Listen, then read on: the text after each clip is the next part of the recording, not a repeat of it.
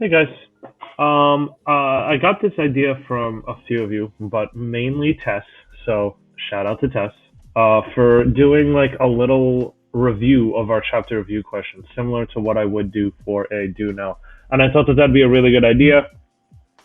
Usually I go in and kind of make comments on your documents and give you a little feedback that way. But I thought this would be a different way of giving you guys some feedback on the answers that you had for the 9.1 chapter review questions. And for the most part, everything I saw was really good. You guys understood everything that you needed to understand, but I wanted to go over kind of the answers for this. So, for number one, what occurred during Hitler's first attempt to have an Anschluss with Austria? This question was mostly correct across the board. Hitler sought an Anschluss with Austria, which is a political union. He tried to play on the political turmoil going on in Austria. This is definitely a lesson that we can carry forward. That Hitler was well aware of the political situations in other countries and used that to kind of decide what and how he was going to go about doing something. So he's trying to get involved in Austria. Mussolini gets involved. He has interest in Austria because of the unredeemed lands.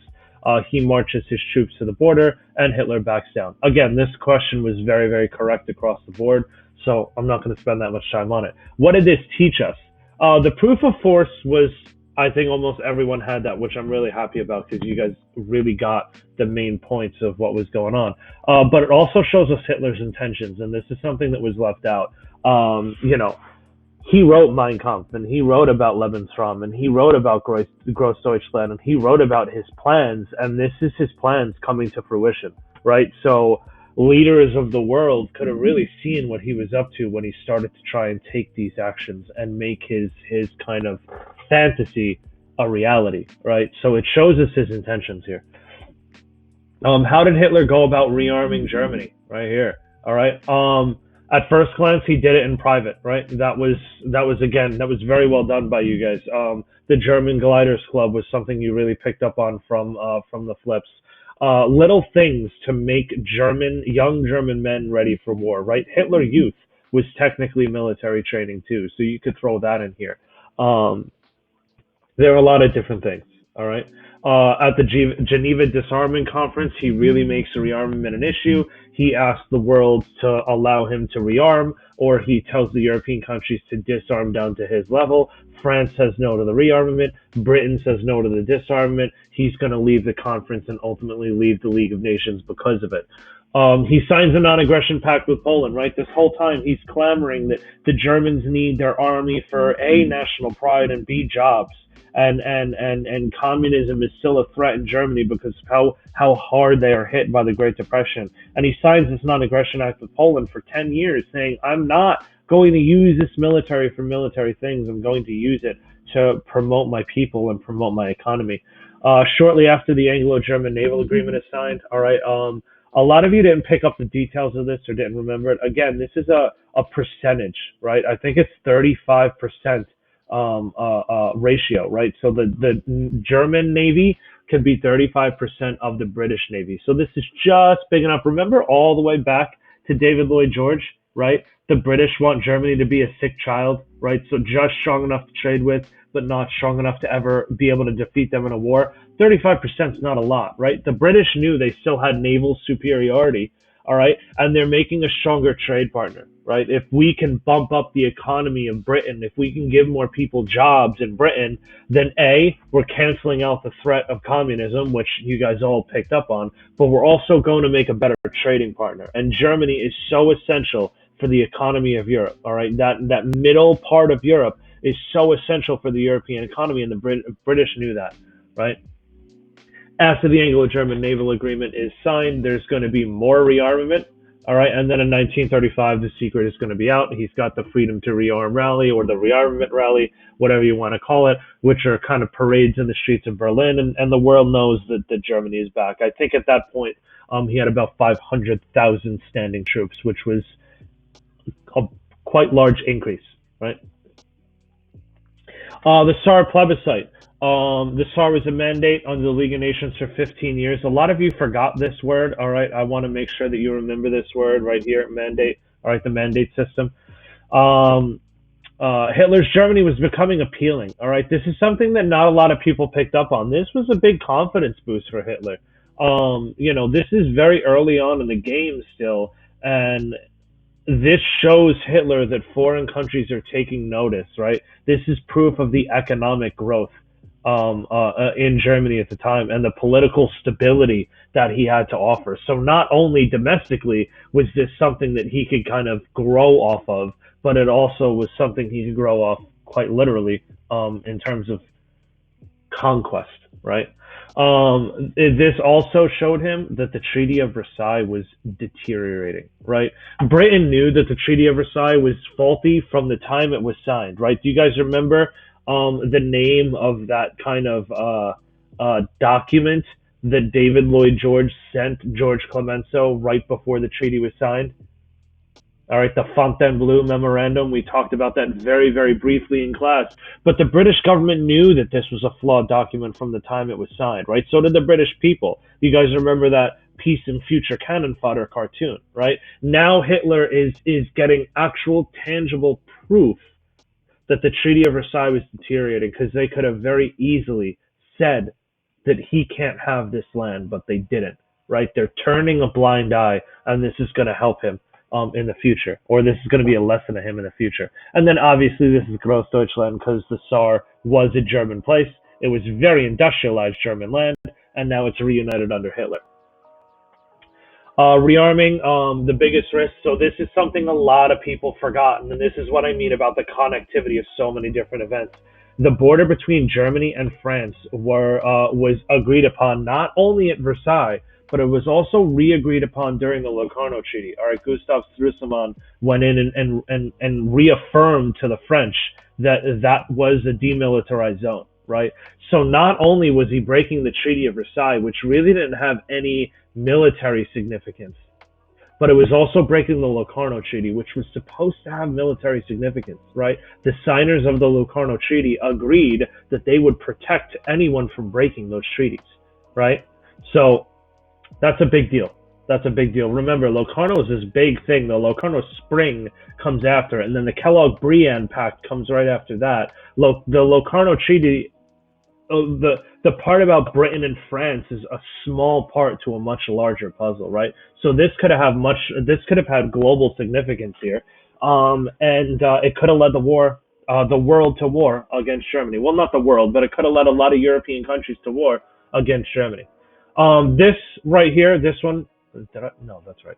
Thought I spelled it wrong, which would be kind of very similar to a regular do now. So look at that. A lot of people did not do this very, very, very well. And I'm okay with it, but I'm also not okay with it because you guys need to be able to remember and recall details, right?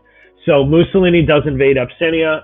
This is during the Depression years, so he wants that, Roman Empire back. The League of Nations says, hey, not allowed to do that. He goes, I don't care. Britain and France are concerned about the Shrestha Pact. So he knows that they know that they can't punish him, right? He knows that. He knows that they're not going to piss him off because they need him against Hitler. And up to this point, he can already tell that Hitler is going to be an issue, right? So he knows that they can't really do much to him. So they put easy sanctions on Italy, and one of the things is they don't close the Suez Canal. So they don't limit the way that he can bring forces down to Abyssinia and also get goods from his colonies in that area of Africa back up to Italy to produce to then further his invasion, right? Mussolini continues his invasion. All right, Haile Selassie, the emperor of Abyssinia, it's going to be the emperor of Ethiopia, warns the League about their actions. Again, he kind of says that you cannot send this message and let him get away with this. The Hoare-Laval Pact, and this is what a lot of people forgot. You forgot the name of that, right? That's a British and French ambassador. They get together and they find out a way to give Italy Abyssinia. And so Italy gets Abyssinia because of the Hoare-Laval Pact, because of diplomatic things. The real importance here is Hitler. All right, Hitler sees this going on and he realizes, what connection can we draw the Hoare-Laval Pact to? The Munich Conference. All right, this is the precursor to the Munich Conference. How did Hitler achieve Endschluss with Austria? You guys did very, very well here. He knows that the British are going to be neutral. He invades with his military to have a corrupt vote. Again, a lot of you guys like drew little pictures on your notes. The yes circle was huge. The no circle was tiny. The troops were pointing guns at the voters when they did it. 99% of the Austrian population votes to rejoin Germany. Is that to say that they wouldn't have rejoined in a fair vote? They probably would have, but it really just shows how heart set and how aggressive Hitler is becoming on achieving his goals. So Großdeutschland is being achieved, right? This is his homeland. This was very, very important to him. Lebensraum, there's more living space now. And then the Treaty of Versailles is becoming even more and more irrelevant. What do we learn from the Spanish Civil War? Again, very well done question. Destruction of the next war is going to be terrible, right? We saw Guernica. We saw cities be flattened by planes. We saw war that killed civilians. That's something I didn't really talk about, I don't think, in my video. World War One didn't kill a lot of civilians. The Spanish Civil War killed a lot of civilians. World War II is going to kill a lot of civilians, and they picked up on that. War is now going to have collateral damage. It's not going to be fought in the farmlands of France and Belgium anymore. It's going to be fought in major cities, and they weren't prepared to have those cities be Paris or London or whatever, right? So this is really going to cement the idea of appeasement. Hitler realized that he's stronger than he expected, especially his air force. All right, the new military tactic that the Germans are going to use in World War II, they're going to realize that they can use it because of their conquests in the Spanish Civil War. And then the Anti-Comintern Pact. Italy, Germany, Japan signed together. That's going to create the Axis powers of World War II. Why was Hitler willing to go to war over the Sudetenland? Großdeutschland, right? This is the last step. These are the last German-speaking people in Europe. Any other conquest he would have is really going to be like for Lebensraum or just for conquest, right? Großdeutschland was a big step towards achieving that goal. He's very aggressive now, right? Before, up here, if I scroll up, he thinks about kind of consequences. He thinks about the pro-con list of things. By step 9, he's not real, or not step 9, by step, 7, I think. But he's not really thinking about the consequences anymore. He makes a very bold statement saying that he's going to go to war, and he very luckily wins out, right? This could have not gone his way, and who knows how the tide of history would have changed if the Sudetenland didn't go his way. So the Munich Conference is kind of derived from the Sudetenland. France, Britain, Italy, and Germany. There is no Czechoslovakia and no Soviet Union allowed invited to this conference. Mussolini earns the nickname the Architect of Peace. They agree to give the Sudetenland to Hitler as long as he does not further his invasion into Czechoslovakia, which has no German-speaking people in it. That was a sovereign country. He shouldn't have. He can't do that, right? So they all agreed. Chamberlain and Hitler walk away with a piece of paper, aka the peace on paper, as I call it. Chamberlain goes home and says, appeasement worked, and this is peace in our time. And Hitler kind of laughs it off, saying, "This is nothing, and this is not going to alter my plans at all." Munich Conference led to the Nazi-Soviet Pact. Stalin realizes that he's not with the true power in Europe, right? He's very upset that he's not invited to this conference. He's always considered Eastern Europe as the Soviet sphere of influence. And the fact that he's not invited to this conference shows that his Western European allies don't really value him. And it also shows him that Hitler's the one, pulling the strings here. And Hitler's the one getting his way. Then when he invades Czechoslovakia, Stalin realizes that he's next, right? And that he's going to be invaded soon. Hitler wrote about it, right? Hitler wrote that he is going to invade Eastern Europe for living space, for his area and population, and that he would invade the Soviet Union to take out communism, right? Stalin knew that. So Stalin is going to sign the last question, the significance of the pact. He is going to sign that pact knowing that he is eventually going to go to war with Hitler. The key word is eventually, right? Stalin buys himself time. He stalls the invasion of the Soviet Union by the Germans by signing the Nazi-Soviet Pact. All right. Hitler benefits from it because he won't have a two-front war. He knows that we're on the eve of war, and he won't have a two-front war if Stalin is on his side. Stalin knows that this is not a long-term alliance. He is buying himself time to prepare his military. All right. Stalin purged his military a couple years before this, so his military is very, very weak. It's very undersupplied. It's very underled. He's going to buy himself time, and now the invasion of Poland is imminent. So they go in September, Germans September 1, the Russians September 17th, and they invade Poland, which is the beginning of World War II. That's the little wrap up for this. I'll do more of these. You guys have a lot more review questions coming your way, and I'll do more of these. Hopefully, you guys found value in it.